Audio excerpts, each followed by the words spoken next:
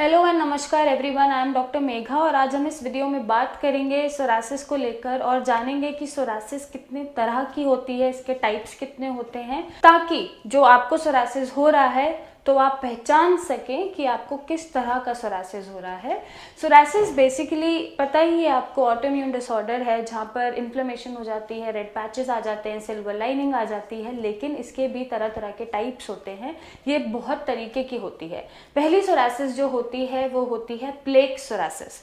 Plaque psoriasis में more than 70 to 80% जो population psoriasis से सफ़र कर रही है उसमें से 70-80% प्लेक सोरासिस से सफ़र कर रही होती है। ये सबसे ज़्यादा मेजॉरिटी में पाई जाती है। प्लेक सोरासिस को पहचानना कैसे है? प्लेक सोरासिस में थिक रेड कलर के पैचेस होंगे, उसके साथ एक वाइट कलर की उसको लेयर सराउंड करती हुई मिलती है और ये आपको सबसे ज़्यादा स्कैल्प में होता है। स्कैल्प से शुरुआत होती है, नी जॉइंट पे, एल्बो जॉइंट पे और आप बैक पे मिल सकता है। नेक्स्ट जो सोरासिस होता है, सेकेंड मोस्ट कॉमन सोरासिस होता है जिसको हम बोलते हैं ग्यूटेट सोरासिस। इसके जो इरप्शंस होते हैं वो स्पॉट के साइज के रेड कलर के होते हैं, ड्रॉप लाइक स्ट्रक्चर्स होते हैं, स्प्रेडेड होते हैं, ऑल ओवर बॉडी होते हैं और आपको बहुत ज़्यादा इचिंग और बर्निंग देते हैं। तो ग्यूटेट सोरासिस आप इस तरह से पहचान सकते हैं। ग्यूटेट सोरासिस में समटाइम्स हो सकता है कि फीवर भी आ रहा हो या वीकनेस लग रही हो, बट इचिंग और बर्निंग बहुत ज़्यादा महसूस होगी। नेक्स्ट जो सोरासिस आता है वो आता है इनवर्स सोरासिस। इनवर्स सोरासिस आपको स्किन फोल्ड्स पे मिलता है। स्किन फोल्ड्स मतलब जैसे आपके आर्मपिट्स हैं या आपका प्राइवेट एरिया है जो साइड्स में हम जिसको ग्रियोन एरिया बोलते हैं, या फिर ब्रेस्ट के नीचे का जो स्किन फोल्ड होता है या पेल्विक पोर्शन के नीचे का जो स्किन फोल्ड होता है, ये सबसे ज़्यादा वहाँ पे पाया जाता है। तो अगर इसी जगह पर सिर्फ सोरासिस हो रहा है आपको, इसमें भी रेड पैच बनेगा और वाइट प्लेक्स उतरेंगे, तो ये इनवर्स सोरासिस होता है। इसमें इचिंग होती है लेकिन बर्निंग बहुत कम होती है। इचिंग बहुत ज़्यादा आपको महसूस होगी इनवर्स सोरासिस में। नेक्स्ट जो सोरासिस होता है वो होता है पस्टुलर सोरासिस। अब पस्टुलर सोरासिस जो है वो प्लेक सोरासिस का उल्टा है।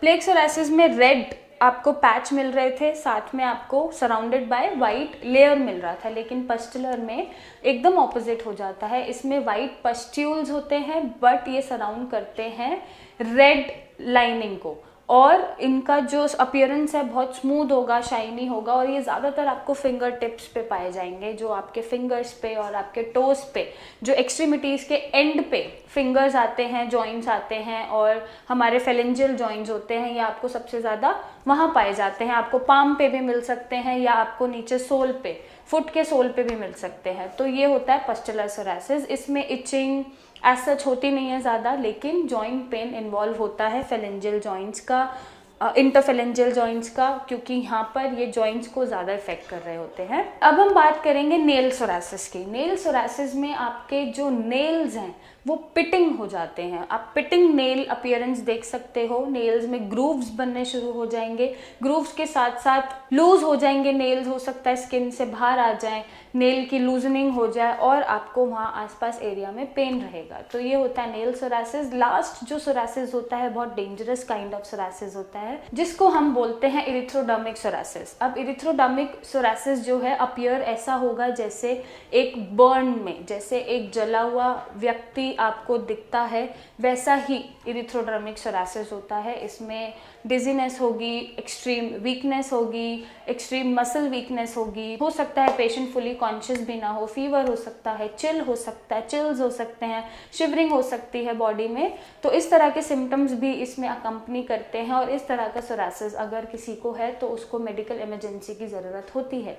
वो तुरंत किसी इधर उधर इलाज में ना पड़ के सिर्फ इस सोरासिस में मेडिकल इमरजेंसी में जाए और इमरजेंसी में अपना ट्रीटमेंट ले, क्योंकि बर्न की तरह अपीयर करने के साथ साथ इसके सिम्टम्स भी ऐसे ही होते हैं कि आपकी पूरी बॉडी जल रही है और एकदम जल के स्किन बाहर आ जाएगी। सो आई होप इस वीडियो से आपको हेल्प मिलेगा कि आपको किस तरह का सोरासिस आप पहचान सको।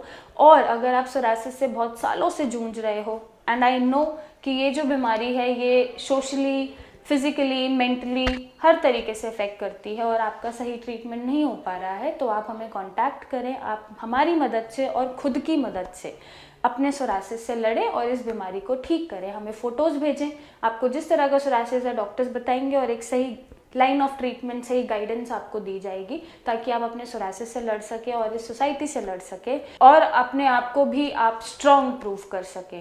सो आई होप आप अपनी पिक्चर्स शेयर करें, हमसे ट्रीटमेंट लें और अपना सोरासिस ठीक करें। So thank you and take care.